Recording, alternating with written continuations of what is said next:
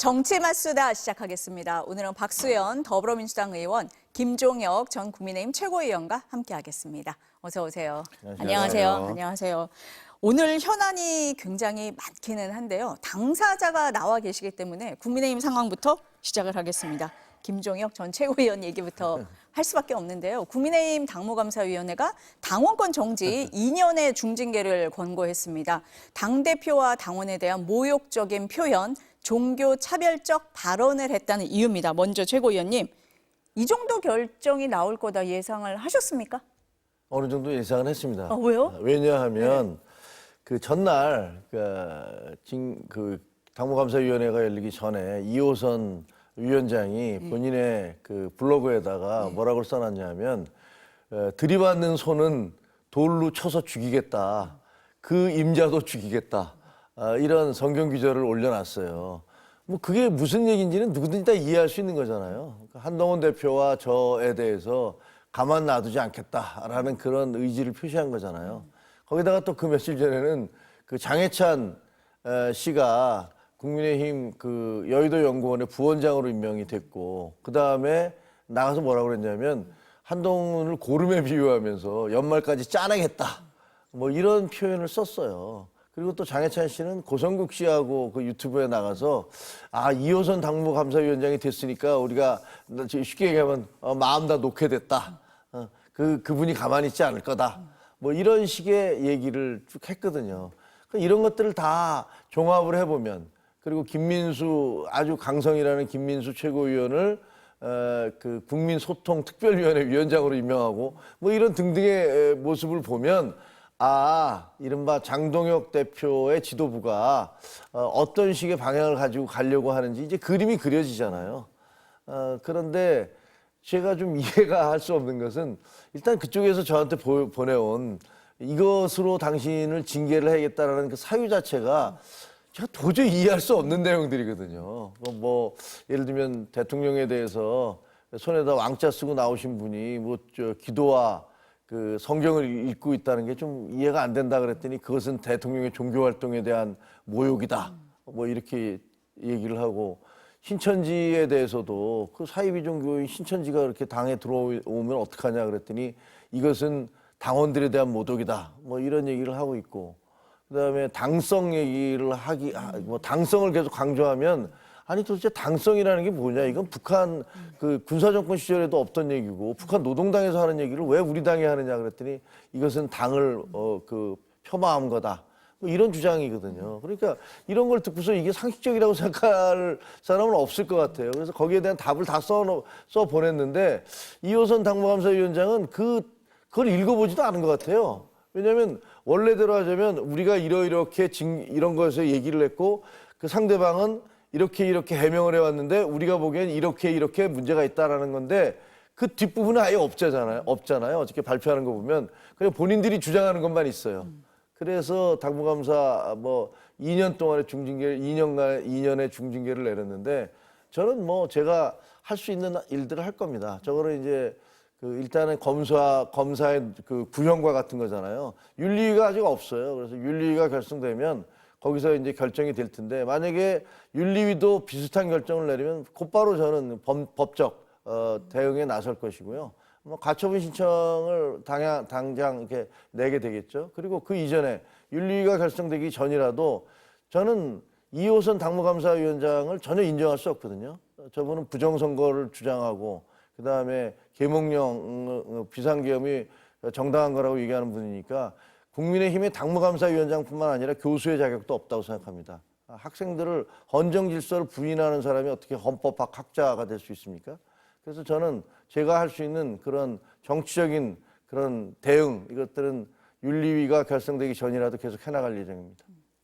어떻습니까? 박 의원님이 보시기에 중징계 사유에 해당합니까? 제 발언권을 우리 김종혁 최고위원님께 더 드리면 안 됩니까? 네, 됐습니다. 국민의힘이 민주당을 향해서 너무 정말 귀가 따갑도록 해왔던 말이 이재명 대표 시절에는 이재명 일극체제, 지금 정청래 대표가 되니까 정청래 일당 독재, 이런 말을 너무 귀가 따갑게 들어왔어요. 하도 말 같지도 않아서 제가 수석 대변인 임에도 불구하고 반박하지 않는데 오늘은 좀 한마디 해야 될 것 같아요. 민주당의 일극 체제와 일당 독재 체제가 그렇게 부러운가 봅니다. 국민의힘이. 그래서 장동혁 일극 체제, 일당 독재를 꼭 만들어야 집권을 하는 것으로 착각을 하고 다양한 의견을 가진 또 합리적 의견을 가진 우리 김종혁 전 최고위원을 아예 잘라내기로 결심한 것이죠. 일당 독재를 하기로 결심한 겁니다. 그런데 그렇게 한다고 다 집권하는 거 아닙니다. 우리 김종혁 전 최고위원님께는 제가 뭐 방송 들으기 전에도 둘이 워낙 친한 선후배니까 제가 말씀드렸어요. 형님 축하합니다. 드디어 정치인으로서 압박받는 탄압받는 서사가 쓰이기 시작했다. 이렇게 제가 말씀을 드렸는데 나는 더 죽이는 거예요, 저게. 나는 더 죽인다니까 지금. 아니 그래서 네. 드리고 싶은 말씀은 그거예요. 이제 언론이 더 주목하는 정치인이 되셨기 때문에 이때 국민의힘을 좀 정상으로 돌리는 역할을 하셔야 되는데 당원권 정지 2년을 당하셨기 때문에 정당이라고 하는 형식 틀 안에서 활동하실 수는 없겠으나 지금은 그런 게 필요 없는 SNS 시대 아닙니까? SNS에서 지속적으로 아주 합리적이고 정상적인 국민의힘 당원으로서의 그런 목소리를 내다보면 바로 국민의힘이 좀 다양한 목소리로 제대로 갈 수 있는 그런 역할을 충분히 균형추 역할을 하실 수 있다 저는 그런 생각을 하고요. 앞으로 많은 언론이 우리 김종혁 전 최고위원 당원권 정지 2년을 당한 그런 우리 김종혁 최고위원의 SNS 메시지에 주목을 하고 취재를 좀 해서 널리 좀 알려주시기 바랍니다. 아직 윤리위 결정은 안 됐기 때문에 보나 마나예요. 확정은 그렇게 할 거라고 보십니까? 저는 그렇게 네. 봅니다. 아니 지난번 윤리위원장은 징계하지 말라고 했다가 잘렸죠. 바뀐 거잖아요. 본인이- 네. 잘렸다라고 본인이- 표현을 하시니까 그러면은 다음에 오는 윤리위원장은 이번에 나온 이 중징계를 그대로 할 가능성도 있다라고 보시는 거예요? 소문에는 예. 뭐 이름도 이렇게 오가는 사람들이 있는데 굉장히 강경한 인사들을 임명할 것이다. 그런 얘기들이 있어요. 근데 제가 보기에는 그런 인사들을 임명했을 경우에 여론의 역풍 이것 때문에 지금 안 하고 있는 것 같아요. 눈치를 보고 있는 것 같아요. 근데 제가 참 안타까운 것은 제가 상당히 가까운 사이이고 존경하는 우리 박수현 위원장 의원님께서 이렇게 저를 위로해 주시는 건 감사한데 저는 되게 불편하거든요. 민주당에서 도대체 위로를 제가 해주면? 민주당에서 위로를 받아야 됩니까? 그리고 보면은 진짜 안타까운 건 뭐냐면 지금 통일교 게이트 때문에 얼마나 지금 시끄럽습니까? 그리고 내란 전담 재판부 때문에도 논란이 굉장히 일고 있어요. 이건 사실은 민주당한테는 악재예요. 저희한테는 호재고. 근데 왜 이렇게 중요한 시기마다 우리 장정혁 대표의 지도부는 엉뚱하게 구멍을 뚫어갖고 토론의 논점을 다른 쪽으로 끌고 가는지 제가 알 수가 없어요. 여기서도 지금 제 사태가 아니었으면 지금 토론은 아마 그걸로 갔을 겁니다. 근데 모든 방송이 다 저부터 시작하더라고요. 그런 거 보면 도대체 이게 무슨 정무적 판단을 하는 건지 무슨 생각을 가지고 하는 건지 저는 정말 참 안타까운 생각이에요. 앞서서 지금 이제 최고위원님도 말씀을 하셨는데 왜 이 시점일까? 사실은 보면은 갈등이 좀 더 커지고 있잖아요. 국민의힘 입장에서 보면은 공격할 시기다? 뭐 이렇게도 볼 수 있을 그렇죠. 텐데 왜 이 시점에 갈등을 유발하는 이런 당무위를 계속하는 걸까? 배경이 있다고 보세요? 네, 타임테이블이 있는 것 같아요. 타임테이블이 있다. 그러니까 연말까지는 네. 정리를 하자. 내년은 가면 힘들어진다. 그런 게 있는 것 같아요. 그래서 연말까지 어떻게 해서든지 이 고름을 짜든지 무슨 또 돌로 쳐 죽인다고 그랬잖아요. 들이받는 손은 돌로 쳐 죽이고 임자도 죽이겠다라는 극단적인 표현을 쓰셨는데 그렇게 해서 연말까지는 정리하겠다는 그런 생각이신 것 같은데 저는 참 이해할 수 없는 게 당무감사위원장이 누구를 돌로 그런 식의 암시를 하면서 돌로 쳐 죽이겠다고 하면 그거야말로 당무감사 대사가 아닙니까? 위원장 본인이 스스로를 감사해야 되는 거 아닌가요? 박민영 대변인 같은 경우로 장애인 비하 얼마나 끔찍한 얘기를 했습니까? 근데 그와 함께했던 감동란 씨 당원 가입 받아주면서 그런 건 당무감사가 안 됩니까? 주호영 의원이 윤석열 전 대통령이 폭정을 저질렀다. 김건희 때문에 계엄을 했다. 이거에 대해서 왜 가만히 계십니까? 똥 묻은 게 겨 묻은 게 나무로 하는 거냐라고 했던 윤한홍 의원에 대해서는 왜 입을 다물고 계십니까? 그러니까 제가 굉장히 만만해 보이나 봐요. 그리고 친한 개고 만만해 보이니까 당신 징계한들 무슨 상관이겠어 이렇게 생각하시는 것 같은데 뭐 천만의 말씀 만만의 콩떡입니다. 아니 말씀하신 대로 그럼 들이받는 소가 누구냐라고 얘기를 할 때 언론이나 정치권에서는 전부 다 한동훈 전 대표와 김종혁 전 최고위원을 얘기한다 이렇게 얘기를 많이 했단 말이에요. 누구든지 그렇게 생각하죠. 네, 그리고 어제 당무감사위에서 뭐 최고위원님에 대한 징계도 있었지만 한동훈 전 대표 가족이 연루돼 있다고 하는 당원 게시판 네. 얘기도 했는데 결론은 안 냈다 이랬어요. 근데 중간 그 결과 발표하면서 가족 실명까지 다 발표한 그렇죠. 상황이거든요. 네. 그러면은 이제 친한계에 대한 뭐 공격이다, 친한계 밀어내기다 이렇게 볼 수 있는데 그럼 공동 대응을 하시는 겁니까? 아니 그건 아니고요. 저는 뭐 제 그 여러분들이 전화가 와서 이건 내가 혼자 싸울 테니까 괜히 무슨 그 계파 갈등처럼 보이는 건 옳지 않겠다. 그리고 이거는 저에 대해서 주장하고 있는 뭐 명예를 훼손했느냐, 품격을 떨어뜨렸느냐 하는 얘기가 전부 다 터무니없기 때문에 이거는 뭐 다른 사람들이 얘기하실 것도 없어요. 그냥 저 혼자서 그 맞으면 된다라고 얘기를 해서 이게 무슨 계파 간의 싸움 이런 거가 되지는 않을 거로 생각을 하고요.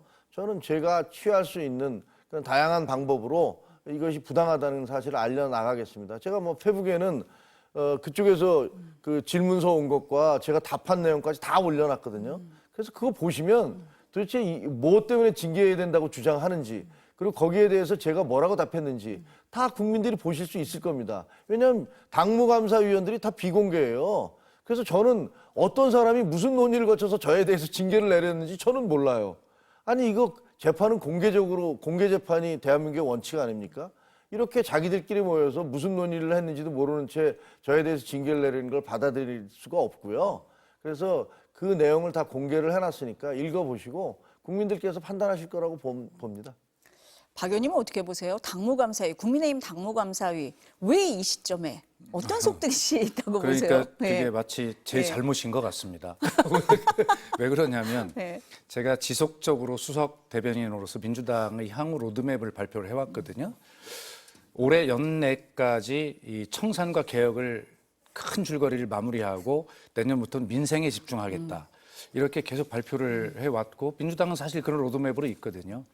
저희가 2차 추가 특검을 이야기하고 있습니다만 추가 특검이 되더라도 그 많은 1차 3대 특검에서 정리하지 못한 그 리스트업을 다 해놨거든요.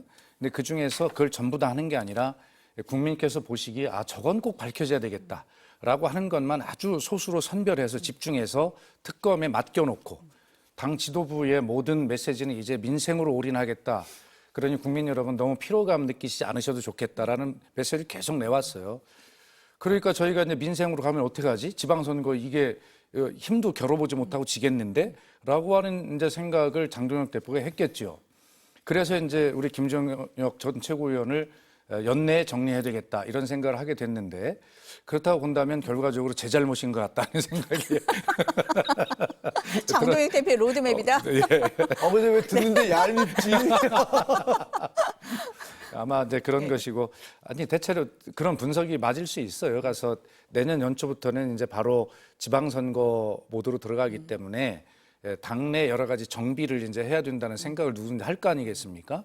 근데 지금 이해가 안 가는 것은 왜 김종혁 대표의 발언이 정비 대상이냐는 거죠. 거기에 지금 국민들께서 납득하지 못하는 것 아닙니까? 그래서 결과적으로는 장동혁 대표가 김종혁 전 최고위원을 키워줄 결심을 했구나 이런 생각을 하게 되고 번지수를 잘못 짚었다 이런 생각을 하게 됩니다. 예.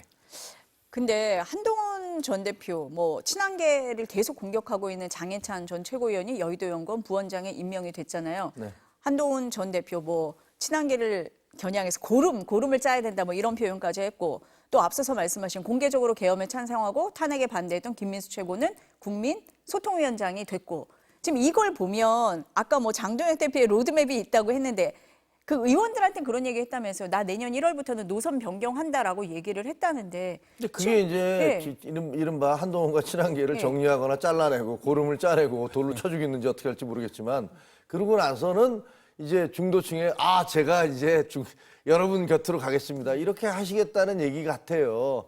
근데 그게 말이 됩니까? 아니 앞뒤가 안 맞잖아요. 지금. 아니 그러니까요. 예. 이 말을 한마디로 예. 상황을 정리하면 장동혁 대표는 로드맵이라고 얘기하지만 로드맵이라고 쓰고 로드키를 하는 겁니다.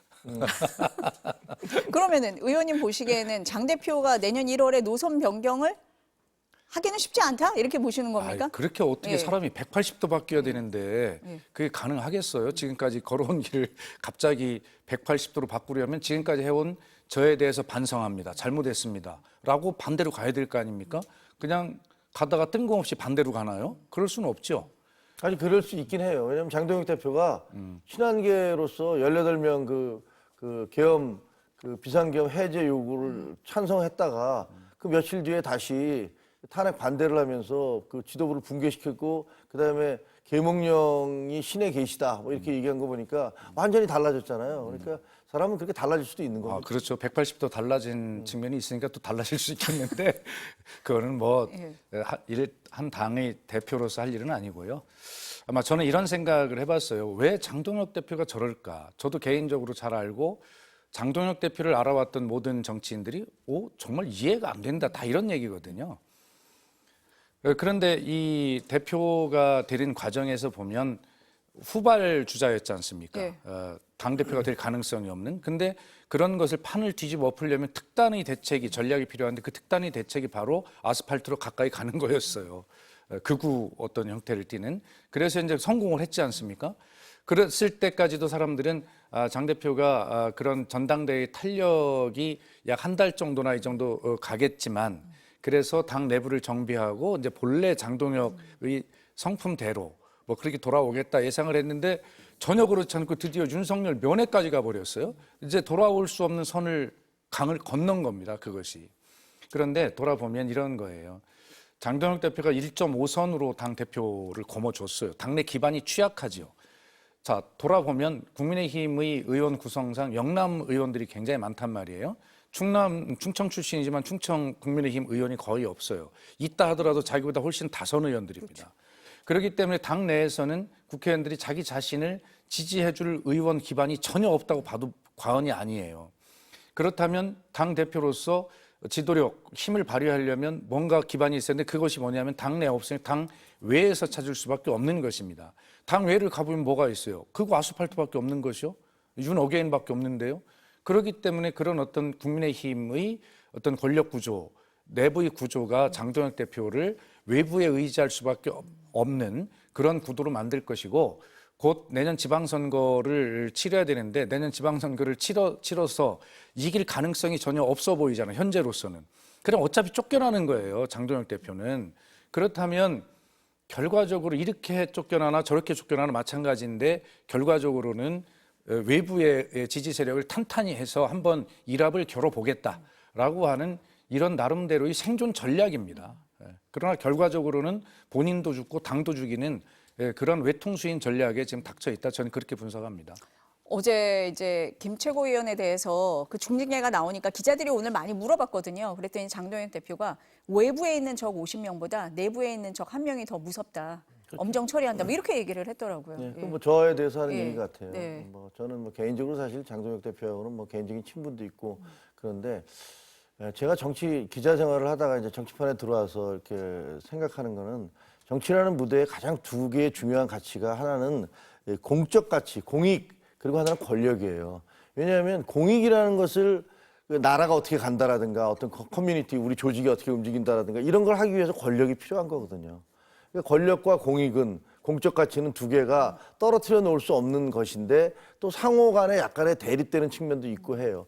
근데 어떤 정치인들은 공익이나 이런 공적 가치 이런 것들은 다 도외시한 채 어떻게 해서든지 내가 권력만을 어떻게 잡을 수 있느냐 이런 생각을 하는 것 같아요. 그래서 이게 정의로운 것이냐 이게 과연 장기적으로 볼 때 우리 국민에게 도움이 되는 것이냐 이런 게 아니라 당장 내가 국민들에게 독약을 뿌려도 망상 바이러스를 퍼뜨려도 내가 권력만 잡을 수 있다면 뭐든지 할 수 있다. 이런 분들이 솔직히 말하면 여야 뭐 가릴 것 없이 상당수가 있는 것 같아요.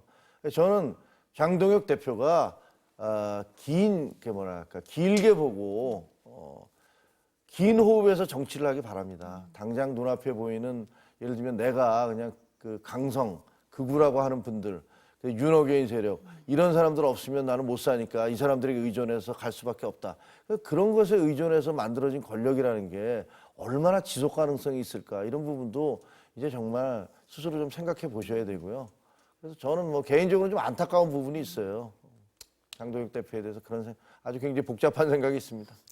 뭐 아직 윤리가 구성이 되지 않았으니까 국민의힘 상황 어떻게 전개될지는 좀 지켜보도록 하겠습니다.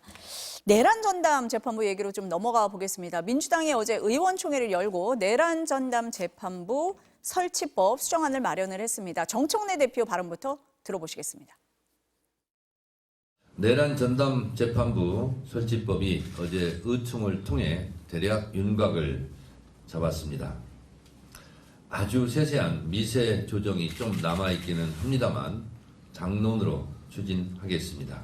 조희대 대법원이 보인 지금까지의 내란 발발부터 지금까지 1년 동안 보인 것은 내란 청산에 대한 추상 같은 심판을 국민이 기대했는데 그것과는 반대로 흘러갔던 것 같습니다. 법사위에서 통과시킨 안이 저는 개인적으로 위헌은 아니다라고 판단하지만 일부러 위헌 시비 논란을 자꾸 일으키는 만큼 이 시비 논란 자체를 없애겠다 하는 차원에서 민주당 안을 마련하겠다라는 말씀을 드립니다. 민주당에서는 위헌 논란을 최소화하는 걸 넘어서 아예 삭제했다 이렇게 얘기를 했습니다. 어제 직접 브리핑을 하셨던 우리 박수현 대변인님, 네, 설명을 좀 해주실까요? 예.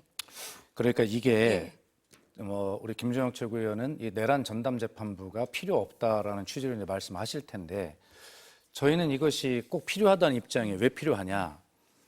내년 1월 18일에 윤석열 전 대통령이 이 내란 수계 이 혐의에 대해서 구속 기한 만료가 돼요. 1월 18일이.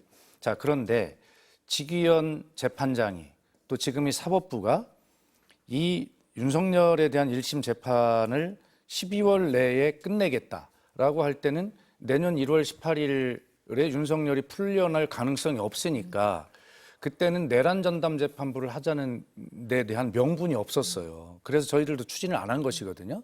그런데 12월 내에 선고하겠다라고 했던 지기현 재판장이 사법부가 이게 윤석열 재판이 심리가 1월 중순까지 가야 될 것 같아요라고 말을 갑자기 바꿨어요. 그러면 심리가 1월 중순에 끝난다면 선고는 2월 중순쯤 되는 것이거든요. 그러면 그 사이에 1월 18일 날 윤석열이 다시 풀려날 가능성이 매우 높아진 상황의 변화가 생겼어요. 그렇기 때문에 이런 충격을 국민에게 드릴 수가 없지 않습니까? 만약 그렇게 된다면 민주당은 그 국민의 질타를 어떻게 감당하겠어요? 집권당으로서. 도대체 뭐 하고 있는 거냐? 국민이 이 빛의 혁명으로 집권을 권력을 맡겼으면 그거 하나 해결을 못하냐라고 민주당이 이건 몽둥이를 맞아야 될 일입니다. 뭐 맞는 건 좋습니다만 그런 어떤 지기현 재판부가 날짜로 계산하던 것을 시간으로 계산해서 풀려나는 충격을 국민에게 주셨는데 다시 이런 상황이 벌어지게 생겼단 말이에요. 그렇기 때문에 내란 전담 재판부를 할 수밖에 없는 그런 상황의 변화가 생겼고 그걸 추진하는 것입니다. 다만 그 과정에서 여러 가지 위험이 있다라는 논란들이 많이 있어서 민주당은 그것을 졸속으로 했거나 강행했거나 그러지 않았어요. 법사위는 원안대로 만들었지만 그것에 대한 공론화 과정을 충분하게 거치겠다고 제가 여러 차례 브리핑하지 않았습니까? 그래서 지금 그 공론화 과정을 거친 것이 한정혜 정책위 의장이 민변, 그다음에 변협, 그다음에 법관회의 같은 법원 이해 당사자, 시민단체, 정말 많은 얘기를 들었습니다. 간담회를 통해서. 그리고 심지어 정청래 대표는 외부 법률 로펌의 법률 자문까지 정식 계약을 통해서 마치 그 의견까지 받았어요. 그리고 당내 의원총회도 열어서 의원들 의견을 20명 정도가 막 여러 가지 의견을 냈지 않아요? 그렇게 해서 이 공론화 과정을 충실하고 풍부하게 거쳐온 결과 어제 이제 바로 그런 위헌성으로 제기됐던 문제를 최소화한 것 정도도 아니고 완전히 삭제한, 그러면서도 국민께서 불안해하시는 일이 없도록 그런 어떤 것들을 할 수 있도록 하는 재판 이 법을 어제 발표를 한 겁니다. 그래서 이제 다음 주에 성안을 해서 당론으로 추인하고 이것을 21일이나 22일 날 본회의에서 처리를 하겠다. 이렇게 있는 것이어서 결론을 말씀드리면 이것은 민주당이 다른 목적을 가지고 하는 것이 아니라 지기현 재판장, 지금의 사법부가 이 국민 불안을 키워놓은 이런 상황에 대응하지 않을 수 없는 그러한 상황에 있는 것이다. 이렇게 말씀드리겠습니다. 어떻습니까, 수정안? 저는 뭐 그게 대단히 걱정되는 말씀을 한다라는 생각이 들어요. 왜냐하면요, 저도 뭐 윤석열 전 대통령 비상계엄에 대해서 대단히 강력하게 비판해 왔던 사람이고, 그로 인해서 뭐 지도부에서 쫓겨나는 그런 사태도 겪었습니다만, 그렇다고 해서 윤석열 대통령 한 사람만을 위한 재판부를 만든다는 건 말이 안 되는 거예요. 지금 하시는 말씀 보면 1월 16일 날, 1월 18일 날 돼서 풀려나면 어떡하냐, 그러니까 재판부를 만들어야겠다라고 얘기를 한다면, 아니 그게 무슨 어떤 특정인을 위해서 법을 만든다는 거 아니겠습니까? 우리가 법 앞에 평등이라고 얘기할 때는요, 그 법으로 인해서 어떤 사람이 특권을 누리면 안 된다는 것이 가장 큰 거겠죠. 법 앞에 그 사람만 특권 누리면 안 돼. 동시에 법의 평등이라는 것은 어떤 특정한 사람만 차별을 받아도 안 되는 것이 법의 평등이에요. 그 대한민국 법치국가가 그런 이유이고요. 그게 대통령이든 아니면 거지든 간에 다 똑같이 대해야 되는 겁니다. 그 사람이 그 중범죄인이라고 해서 그 사람만을 위한 법을 만들거나 재판부를 배당을 한다든가 이런 것들은 잘 있을 수 없는 일이에요. 그렇게 얘기하면 그거는 그냥 옛날에 왕조 시대와 다른 게 없지 않습니까? 인권이라는 것이 인권을 보호받을 가치가 없는 사람의 인권까지 보호해야지 그게 인권이다라고 얘기하듯이 법도 마찬가지인 겁니다. 그래서 저는 민주당에서 계속 얘기한 게 1월 18일 날 구속 만기가 돼서 석방되면 그 주기현 판사는 1월 말이나 2월에 그 재판을 선고를 한다는데, 그러면 구속 만기로 풀려나온 그 꼴을 봐야 되냐 이렇게 얘기하시잖아요. 근데 보세요. 1월 16일 날 그 백대현 부장인가요? 그분이 그 체포방해 혐의로 선고를 하겠다고 이미 발표를 했어요. 제가 보기에 그거 무혐의 날 리가 없지 않습니까? 뭐 여러 가지 증언을 보면 체포방해를 분명히 한 거니까. 그러면 거기서 선고가 내려질 거예요. 그러면 이미 구속돼 있는 상태니까 추가 뭐 법정 구속은 안 시키겠지만 그럼 풀려날 수가 없는 거예요. 그래서 저는 지금 민주당이 주장하고 있는 것, 그 마음은 이해가 돼요. 뭐 이해가 되지만 그렇다고 해서 법 질서 자체를 저렇게 바꿔가면서 뭔가 새로운 재판부를 만들겠다, 이건 말이 안 되는 거고, 그리고 제가 보기에는 안 할 겁니다. 왜냐하면 대통령실에서도 2심부터 해라라고 하는 얘기는 결과적으로 그게 무슨 얘기냐면요, 뭐 좀 속된 얘기로 하면, 야 이 바보들아, 1심에서 중형이 나올 게 뻔한데 뭐 하려고 이런 걸 자꾸 논란을 만들어 갖고 나를 이렇게 궁지에 몰아넣어, 이런 사인이라고 저는 봐요. 그거 안 해도 1심에서 지금 내란 혐의가 유죄가 되면 무기 아니면 사형 아닙니까? 그게 거기서 무죄가 날 거라고 보는 사람은 제가 보기엔 정말 몇 프로도 되지도 않아요. 그렇기 때문에 민주당이 괜히 그 충성심이었는지 뭐였는지 모르지만 의욕이었는지 쓸데없는 걸로 그 욕심을 부리다가 개도 잃고 구럭도 잃는 그런 사태를 지금 초래하고 있다. 그래서 이거 가기 쉽지 않다. 그리고 이거 갔다가 분명히 그러면 저부터라도 저희 당에서는 위헌 심판 제청할 겁니다. 그래서 그 위헌 되면, 위헌 심판 제청하면 재판 중지돼야 돼요. 그리고 그 위헌 나오면 어떡할 겁니까? 그러면 그동안 했던 거 다 무산되는 거 아니에요? 그 책임 질 수 있습니까? 제가 보니까 정청래 대표 풀이 팍 죽었잖아요. 옛날처럼 그렇게 목소리에 그 날이 서 있지 않아요. 조금 전에 발표하신 것도 보면 굉장히 사근사근하게 하시네. 그래서 그걸 보면서 아, 이제 현실을 드디어 법적 질서가 뭔지를 좀, 헌정 질서가 뭔지를 좀 이제 깨달으시나라는 생각이 듭니다. 우리 김종혁 최고위원께서 어제 본인 문제에 신경을 쓰시느라고 세상에 무슨 일이 있는지 전혀 파악이 안 되셨고요. 그래요? 지금 설명을 드릴게요. 예, 김종혁 최고위원께서 말씀하신 말씀이 맞습니다. 그것은 뭐냐면 민주당의 이제 법사위를 중심으로 애초에 이제 원안이라고 하는 것들이 마련이 됐잖아요. 근데 그 내용을 기준으로 말씀하시는 거예요. 그런데 애초에 법사위에 추미애 위원장과 김용민 간사에게 정청래 대표는 법사위에서 의결을 하더라도 그것이 최종안이 아닙니다. 이후에 그것이 변경될 가능성을 다 전제로 논의를 합니다라고 이미 얘기를 했고요. 그래서 이제 법사위 안이 마련이 됐는데 그 안을 기준으로 이제 국민의힘이 뭐 비난하고 언론이 비판하고 했죠. 예. 그런데 그것도 공론화 과정 n분의 1이에요. 법사위는 비록 의결 절차가 있었습니다만 그것은 야당의 의견을 듣는 공론화 과정이라고 이미 제가 규정을 해서 브리핑을 해놨어요. 그래서 그것이 결정된 것이 아니고 그 뒤로 이제 지금 아까 설명드린 많은 공론화 과정을 거쳤잖아요. 그래서 어제 김종혁 최고위원님 공교롭게도 어제 이제 중징계를 받으시는 날인데 어제 제가 브리핑을 결론을 하길 뭐라고 했냐면 지금 말씀하신 대로 맞아요. 윤석열 개인을 목표로 하는 것은 이것은 위헌입니다. 그런 얘기가 많았죠. 그래서 법사위가 만들었던 12.3 윤석열 이 이름을 법명에서 다 빼기로 했어요. 그래서 그것을 특정 사건, 특정인을 목표로 한 위헌 소지를 뺐기 때문에 그래서 뭐라고 했냐면 일반화한 겁니다. 그래서 내란 및 외환 전담 재판부 설치에 관한 특별법 이렇게 해서 모든 언론과 모든 그 자문에서 이야기한 그걸 빼야 된다 하는 거를 정확하게 뺐기 때문에 그래서 위헌 논란은 완전히 삭제된 것이다 이렇게 말씀을 드리고요. 그다음에 그 김종혁 최고께서 한 사람을 위한 재판, 한 사람을 목표로 한 재판 이것에 대해서 강하게 비판을 하셨는데 그렇다면 돌아보면 윤석열 한 사람을 위해서 지기현 재판장이 그 오랫동안 날짜로 계산했던 그 구속기한을 윤석열 한 사람을 위해서 시간으로 했던 그 재판에 대해서 왜 국민의힘은 그동안 그렇게 비판하지 않았습니까? 저 비판 많이 했습니다. 그러니까 라고 말씀을 드릴 수밖에 없고요. 그래서 지금 말씀하신 것은 충분히 지적이 가능하신 것이고 다 지적을 받아서 그걸 완전히 고쳤다라는 말씀을 설명을 드리고 이제 또 다른 지적을 하시면 또 설명드리겠습니다. 아니 근데 형식과 실질이라는 게 있잖아요. 이름을 바꿨다고 그래서 그 이름을 뺐다고 해서 그 재판부 만드는 게 윤석열 한 사람을 위한 재판부라는 걸 모르는 사람이 어디 있습니까? 그건 형식적으로는 아무리 이름을 뺀다 하더라도 재판에서 위헌 심판 제청 가면 헌재 재판관들은 이것이 내용이 실질적인 내용이 뭐냐를 따질 거예요. 그렇기 때문에 이렇게 한 사람을 위한 재판부를 만드는 것은 말이 안 된다. 왜냐하면 말은 전담 재판부지만 특별 재판부잖아요.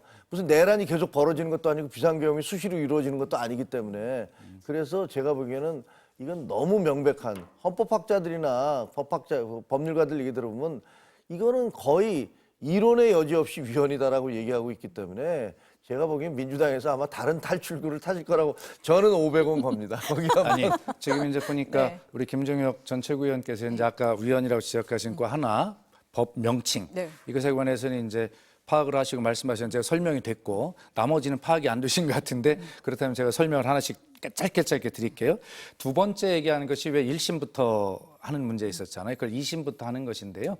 원래 법사위의 1심 안도 1심부터 적용하더라도 이것이 현재 진행 중인 사건 재판을 담당하고 있는 재판부의 재량에 맡긴다고 되어 있어요. 그러나 그것마저도 없앴습니다. 그래서 2심부터 하는 것입니다. 2심부터 하는 것이기 때문에 그런 위헌하는 문제 이것도 완전히 없앴다는 것이고요.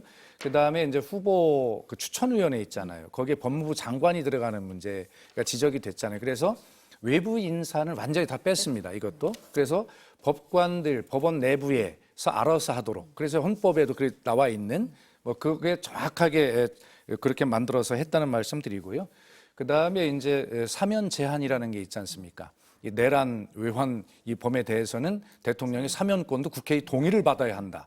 근데 이것도 역시 헌법에 보장하고 있는 대통령의 사면권에 관한 문제이기 때문에 이것을 여기다 넣는 것들은 위헌의 소지가 있다고 해요. 그것도 뺐습니다. 그래서 요거는 나중에 그 어떤 사면법의 개정을 통해서 한다 이렇게 이제 방침만 정했는데 그마저도 대통령의 고유 권한인 이 사면권을 일반법으로 제한하는 것이 적절치 않다라는 의견도 또 있어서 그럼 어떻게 할지 그건 보겠습니다. 또 하나가 마지막으로 이 구속 시한 특례 지금 구속 기한이 내란범 6개월이잖아요. 근데 이것을 3개월을 더가 3개월 연장을 해서 1년으로 하는 특례를 두었었는데 이것도 완전히 삭제했다. 이것도 필요하다면 나중에 형사법을 개정해서 하겠다.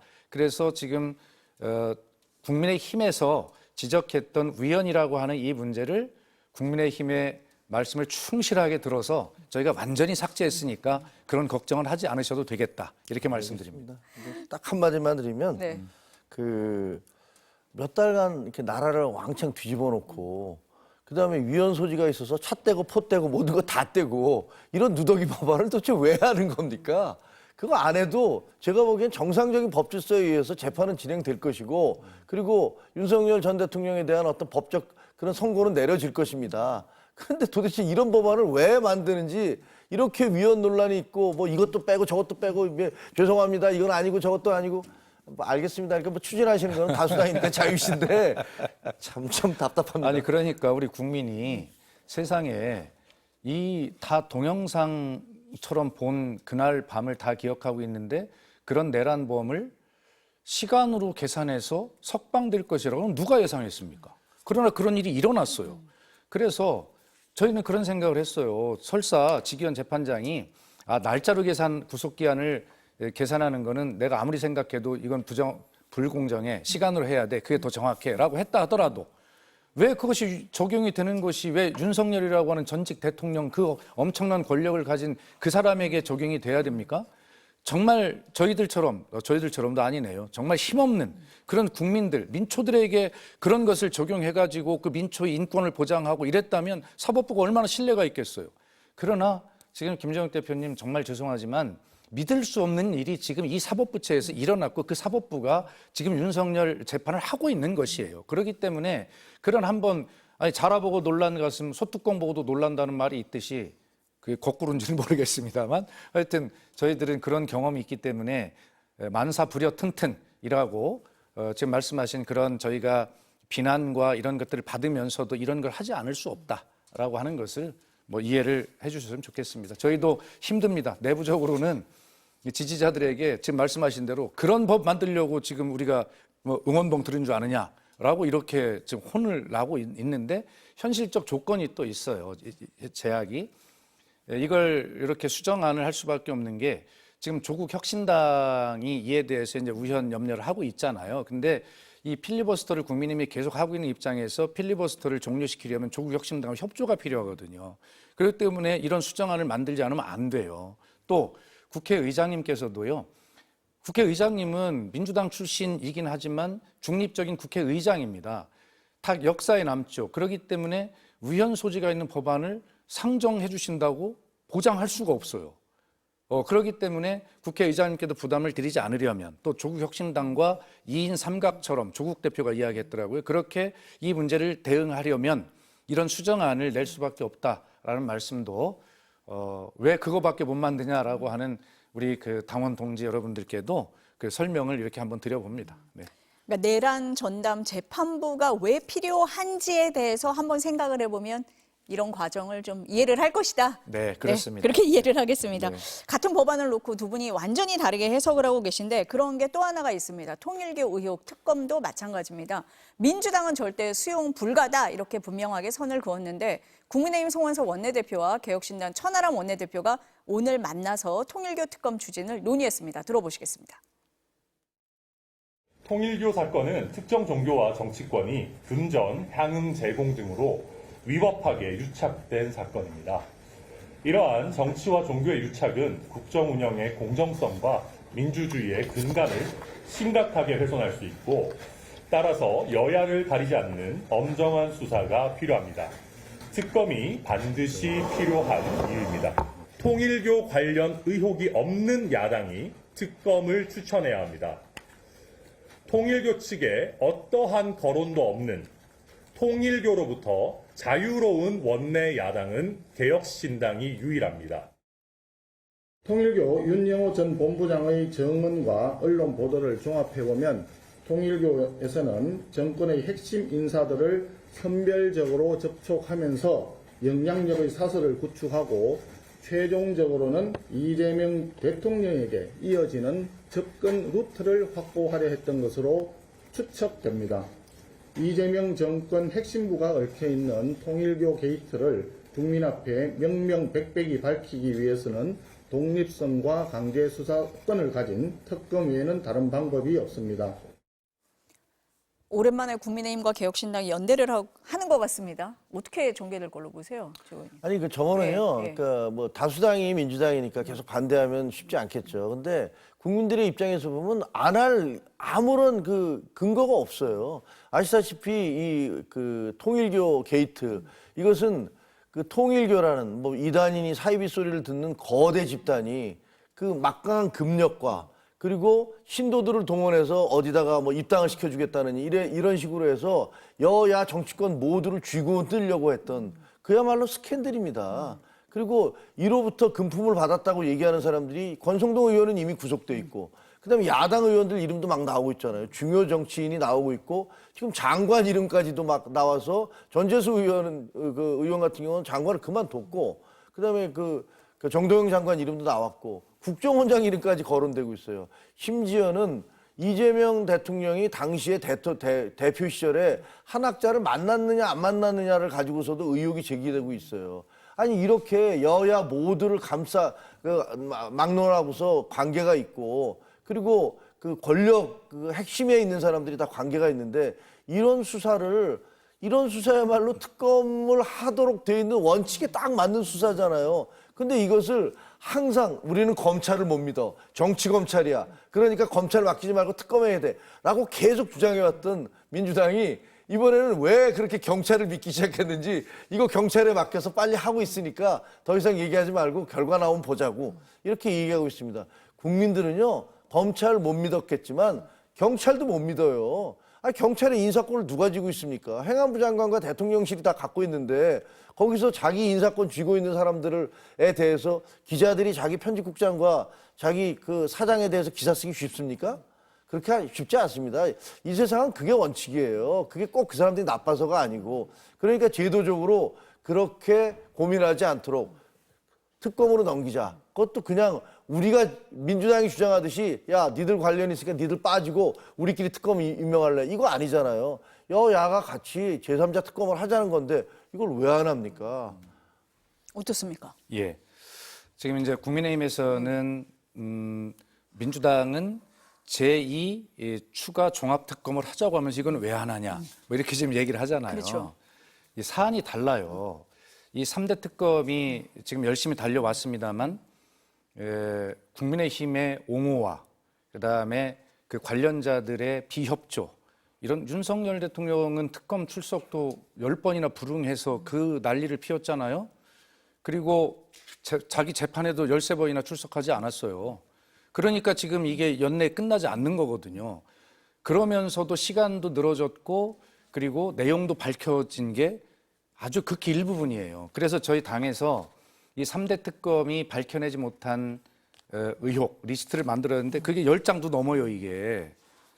그래서 이 문제는 저희가 추가 특검을 하자는 것은 이 3대 특검이 밝혀내지 못한 그런 것들에 대해서 밝혀야 된다라고 하는 연장인 것이지 새로운 것을 하자는 게 아니거든요. 그것도 지금 바빠 죽겠어요. 그런데 국민의힘이 통일교 특검을 하자. 예, 좋습니다. 때가 되면 할 때 되면 하겠죠. 그러나 지금 자 보세요. 우리 김종혁 최고위원도 이제 언론인 출신이시니까 지금 언론 기사를 보면 어떤 근거가 하나도 없어요. 다 이렇다더라 저렇다더라라고 하는 이런 설밖에 없어요. 그러니까 전재수 장관만 해도 절대 뭐 단연코 받은 적이 없다라고 이야기를 하는데 특검이 왜 수사를 못했냐? 예, 그 김건희 특검이 범위에 들어있지도 않는 것이지만 그 윤영호 전 통일교 본부장이라는 분이 거기서 한 얘기가 그렇다더라라고 하는 그런 어떤 목격 진술을 해놓은 거에 불과한 거예요. 근거가 없는 거예요. 지금 경찰에 넘어갔는데 지금 경찰 취재 기자들과 제가 소통을 해보면 뭐라고 하면 경찰이 큰 걱정이라는 거 아닙니까? 특검에서 넘어오고 언론의 기사는 막 난리가 났는데 내용이 없는 거예요. 수사에 착수할 근거가. 강제 수사에 착수해서 지금 압수수색 중입니다. 통일교를 그렇게 특검에서 압수수색했는데 더 나올 게 있을까요? 근거도 없고 증거도 없고. 그래서 그리고 특별수사팀이라고 하는 것을 한두 달 안에 끝내야 돼요, 이게. 그래서 이 문제가 나올 게 없는 문제가 너무 뻥튀기가 지금 돼 있는 것인데 이것을 특검을 하자라고 하는 것에 대해서 이것은 말이 안 된다라고 저희가 일고의 가치도 없다라고 이야기하는 것이고요. 그것이 2차 특검, 3대 특검에 못 밝히는 걸 밝히자고 한다라고 하는 이것과는 차원이 다르다라고 하는 것이 저희의 주장이니까 하여튼 그것은 국민께서 이제 보실 일입니다. 예. 특검은 하자고 하는데 하자고 하는 대상이 다른 것 같습니다. 예. 아니, 그게 아니고요. 예. 지금 잘못하면 지금 여당이 집권 여당에서 이렇게 얘기하는 건 수사에 가이드라인을 주는 걸로 이해될 수가 있어요. 지금 그거 별거 없습니다. 거기에 나올 것도 없고 경찰이 지금 굉장히 뭐 안 나와서 걱정하고 있어요. 그런 식으로 예를 들면 집권 여당에서 얘기해 버리면 경찰 수사하다가 우리는 좀 뭐가 있는데 좀 위에서 하지 말라는 건가? 이렇게 생각할 수 있습니다. 굉장히 부적절한 발언이에요. 그리고 그렇게 하면 저는 안 된다고 생각을 해요. 그리고 8월 달에 특검에서 수사를 하다가 나왔잖아요. 여러 가지가 나왔는데 11월까지 사건 번호를 부여하지 않고 있었어요. 그러다가 이게 계속 잘못하면 터져 나올 것 같으니까 제가 부랴부랴 보니까 사건 번호를 부여한 것 같고 그다음에 그것도 언론이 먼저 공개가 된 다음에 뒤늦게 이첩하겠습니다라고 경찰이 이첩했는데 이첩하자마자 곧바로 피의자로 전환하고 그다음에 출금하고 압수수색하고 이러고 있습니다. 그래서 지금 민주당의 주장은 두 개가 안 맞아요. 왜냐면 한쪽에서는 야 경찰이 저렇게 열심히 수사를 하고 있으니까 지켜보자라고 한쪽에서 얘기하시는 분들이 있고 또 다른 분에서는 아까 대변인 얘기하신 것처럼 그거 별거 없는 것 같은데 뭘 그래 이렇게 얘기하는 게 있어요. 그러니까 이게 두 개가 잘 안 맞아요. 그러니까 이런 식의 논란을 자꾸만 의혹을 사게 하지 말고 차라리 딱 깨놓고 특검을 해서 그래서 이 정교 유착 그러니까 정치권과 그 종교가 유착해서 우리의 어떤 민주주의를 훼손시키는 이 문제는 이번에 반드시 정리를 하고 가자라고 저는 생각합니다. 아니 그러니까 이제 국민의힘에서는 그 민주당 인사들이 나오니까 특검을 하지 않으려고 한다라고 하시는데 그 나오는 이름만 되면 잘하시는 국민의힘 인사들도 맞아요. 있습니다. 맞아요. 민주당이 그분들을 봐주려고 특검을 안 하는 게 아닐 거 아니에요. 그다음에 그 좀 정확히 아셔야 되는 게 언론에서 보도가 되니까 특검이 내사 사건 번호를 붙여서 급히 이첩했다 이렇게 말씀을 그건 틀린 얘기입니다. 이것은 우선 그 김건희 특검의 내용과 다른 내용이기 때문에 이것은 바로 수사를 하지 않은 것이고요. 다만 그렇다 하더라도 수사 과정에서 안 사실을 이첩하는 것인데 특검법에 의해서 이것은 특검이 수사가 종료가 된 다음에 3일 이내에 이첩하도록 돼 있어요. 그런 문제인데 그거를 법을 어기고 그러면 수사 기간 중에 이걸 이첩하라고 하는 얘기인데 위법하라고 하는 것이죠. 그런데 왜 특검이 그러면 특검 종료 기간 중에 했냐. 언론이 막 보도하고 난리가 나니까 할 수 없이 급하게 이것만 한 거예요. 지금 3대 특검, 최혜병 특검 끝났잖아요. 최혜병 특검에서도 그렇고 지금 어떤 특검에서도 이 수사 기간 중에 종료가 되기 전에 사건 번호를 붙여서 이첩한 사례는 없어요. 왜 특검법이 그렇게 안 돼 있기 때문에 그렇습니다. 그래서 이걸 마치 은폐하고 숨기려고 하다가 들키니까 급히 이첩했다라고 하는 것. 또 봐주려고 했다라고 하는 것. 봐주려고 말이 안 되는 게 그 국민의힘 의원도 들어있는데 그걸 봐주려고 안 했다는 건 말이 안 되잖아요. 그래서 이 문제는 정말 그 무리하게 주장하지 마시고요. 이 문제는 예를 들어 특검할 필요가 있다면 하지 말라고 해도 하게 될 겁니다. 그렇기 때문에 지금은 3대 특검에서 정리하지 못한 국민적 의혹을 민주당도 그것을 막 전부 다 할 생각은 없어요. 그중에서 국민께서 그래 이건 꼭 밝혀야 돼 라고 하는 이런 것들 몇 가지를 집중해서 특검을 마무리하고 민주당은 민생에 집중하는 방향으로 가야 되겠다. 국민들께서는 그렇게 하더니 3대 특검 내용이 이거밖에 없어? 라고 하시는 국민들이 지금 많이 계시는 것이거든요. 여론조사를 해보면. 뭐 그런 것입니다. 예. 두 분 말씀을 들어보니까 어느 특검이 됐든 간에 여야 합의는 좀 쉽지 않을 것 같다라는 생각이 그래도 들기는 제 합니다. 말씀이 훨씬 네. 설득되지 않습니까? 또 지금이 제가 바로 어느 특검 할 때입니다. 지금이 특검 어느 한쪽을 말씀드리긴 좀 어려울 것 같습니다. 오늘 두 분 말씀 여기까지 듣겠습니다. 감사합니다.